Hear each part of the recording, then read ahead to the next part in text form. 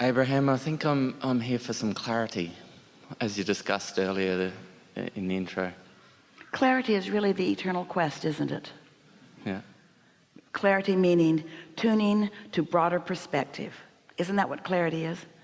Let's define it. Clarity is finding the vibrational equivalency of my source who is aware of everything and knows exactly to this most minute detail what I'm looking for. Yeah. I think I've been holding myself back with limiting beliefs. Everybody does. Beliefs do dilute, but they have value too. So let's not condemn beliefs. Let's appreciate the clarity of desire that they have produced, and then try to soften them so they stay out of the way, so that you can see what they've produced. Isn't that a nice way of looking at that? Yeah. Pushing what I've been brought up with aside to then look further in the future in a different way. Here's the thing. Trying to push anything aside just makes it stronger. Like your friend that you argue with. There's a war against drugs and a war against cancer and a war against and a war against, and they're all getting bigger. Yeah. Haven't you noticed? Every time somebody wages a war, it gets bigger. So rather than push against it, rather than try to push it out of the way, instead look for the clarity that it has produced. Well, that's what the clarity's starting to come, and I'm been seeing the benefits of a different way to look at life, but I still have that. We want to give you a little story here, because we hear this from a lot of you who have come to a certain place of clarity, and of course you still want more. You always will. It's an eternal quest, evolution. Since we are all eternal, more must be understood and embraced. So there's no standing still and there's no going back. So going with the flow of expansion is a really good thing. But there is a strong human attitude that takes place in these rooms quite often that goes something like you described just now, that you were raised in different belief systems that now you're trying to push aside, and that'll get you nowhere. Look at it this way. Let's say that you stepped into a vehicle and it wasn't awesome by today's standards, but it was awesome by that day's standards, and you stepped in it and you moved forward in it for a while, and then you looked over and there was something much more in sync with your now desires and understanding, so you stepped into that and off you go for a while, and then after a little while you see another and you step into that and off you go. But you don't want to condemn the vehicle that took you to that one, that took you to that one, that took you to that one, that took you to that one, that took you to that one. It's all part of the evolution.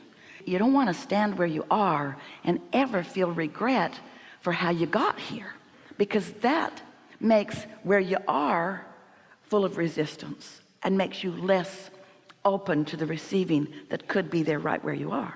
Yeah. And I think I'm in the right spot right now. We think so too.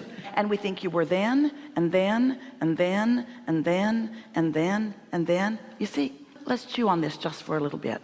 We want to put all of you at ease relative to your emergence into this physical body, in this time and space. So, splat, there you are.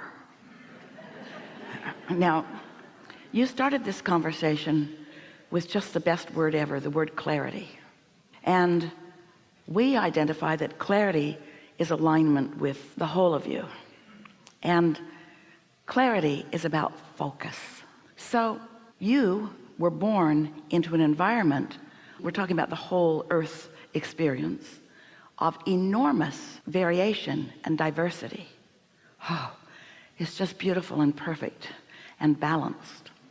Understanding, you made the decision to come deliberately because you understood that out of all of that would come your opportunity to come to your own decisions and desires. So you weren't pushing against anything that was here. Not one of you said, I'll go, but clean it up before I get there. One political party, please, in agreement. One religion. Please decide how you see God, and once you're all in agreement and you're no longer killing each other over that, I'll come. Not one of you said that. Instead, you came knowing that the diversity would help you to focus. So think about what focusing actually is. Isn't relationship with something necessary to focus? If you came into this room and it was a room that was completely devoid of light, while with your other senses you may be able to find your way to some extent, isn't it nice that you could use your eyes to focus? Isn't it nice that you have some relationship with your chair? Isn't it nice that you have some relationship with one another? We know this is a really bulky, obvious analogy, but everything around you is necessary for you to focus. And so being born into a belief system, every single one of you knew that no matter what belief system you were born into, it would evolve into something that was bigger and more. Every one of you knew that. And not one of you came into this body making war with any belief systems that existed. That's why you came in such diversity into so many different belief systems. There is a belief system that goes across the board with humanity, that serves you and yet doesn't serve you, that we like to talk about all day, every day. And that's the belief system that you all have in your infatuation with, oh, you're more than infatuated with it. You so embrace now reality. What is now has so much of your attention that you hold yourself back from the creation that you've already put into your vortex. So it's believing in yourself in those relationships. But which self?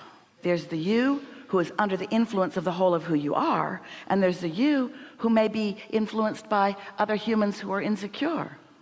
And what we're saying to you is, even if you were born into an environment of insecurity where they sought to control you and it was fear-mongering and they warned you against all kinds of things, still there was value in the focus that provided for you, because out of that was born clarity of who you really are and lots of impulses from your inner being. And so believing in yourself, when you say that, what we mean by that is getting a whiff of what your inner being, the total you, really knows about this.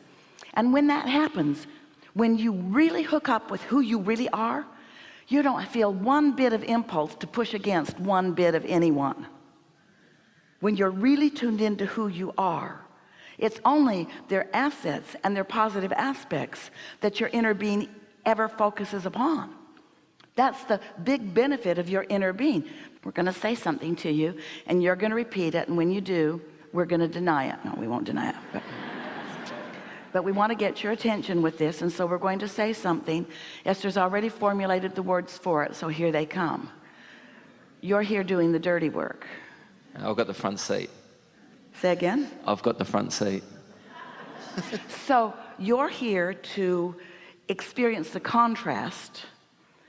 Your inner being isn't. You are here experiencing contrast and giving birth to what is preferred, and your inner being turns undivided attention to what is preferred. So when you say believe in yourself, we want to say more than believing. There's hoping, which is pretty good. There's doubting, which feels terrible. There's hoping, which feels better. There's believing, which feels even better, and there's knowing, which feels even better. When you know what your inner being knows, now you're standing strong and stable. And when you know, when you are tuned in with your inner being, you don't need to push against anything, because you don't fear its intrusion into your experience.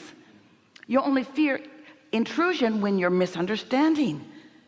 It's attraction, it's attraction, it's attraction, it's attraction. There is no assertion. It's attraction, it's attraction, it's attraction, it's attraction, it's attraction. Esther has a global entry card, and it expired a few days ago. But before that, she got onto the website to renew it. And her friend and brilliant IT person guided her through. She did everything the way he had just done it. He had just done it an hour before. She got it all done. And now she's waiting for the card to come, but it doesn't come. It hasn't come. His did. Everyone else's did. Where's her card? Stuck in cyberspace? Is she on a watch list somewhere? Why is her card not coming? Well, the card matters to her because it's TSA pre-check. It takes her through the airport so much more easily.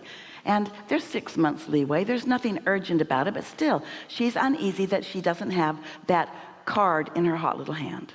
She wants it and doesn't have it. She wants it and doesn't have it. So she feels insecure that she doesn't have it. A little insecurity that she doesn't have it, even though there's 6 months leeway and nothing to worry about, and it certainly is coming, and it doesn't matter why it hasn't. In fact, maybe it hasn't for the benefit of this exposure to this experience. So she gets to the airport on Thursday evening and goes to the Southwest check-in. She really likes those guys. They're always so fun and so nice, and they play with her and she plays with them. And so she hands her envelope and off she goes. She has her driver's license still in hand and her boarding passes, and she comes to the first place where they check to see if you have TSA. And she's really on the move because she always just holds it, and she's amazed how well they can see, that they're able to always see that she is TSA pre-check while she's in motion.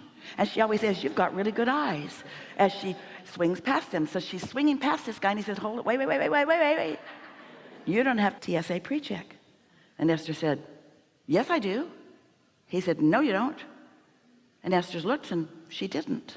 And she said, well, where's the flyby lane? And he said, I don't know what you're even talking about. You'll have to go back to the, she said, I always get it. And he said, well, not today. And her greatest fear has come to pass. She has to get in that long line. She looked down, wasn't even her name on the boarding pass. Wasn't a long walk back. She went back. She said, hey, you guys gave me somebody else's boarding pass. And she checked, and they'd checked the luggage correctly. And someone else's boarding pass had just been in the printer, and he said, I am so sorry. And Esther said, it wasn't your fault. She knew. She knew. It's attraction. It's attraction. It's attraction. It's attraction. It's attraction. It's attraction. She's worried about that, and she got it. And people who she knows well did it to her. No. She didn't try to explain all of that. Well, you see, there's this law of attraction thing, and you're just a cooperative component to my fear, and I've been worried about this, and so you tapped into my vibration, and you were inspired by your inner being to make what looks like a mistake but was really divine intervention to put me in a position of understanding that I get what I think about. Nice to know, isn't it? It's exactly how I got here. Yeah. So, thank Enough? you. Thank you.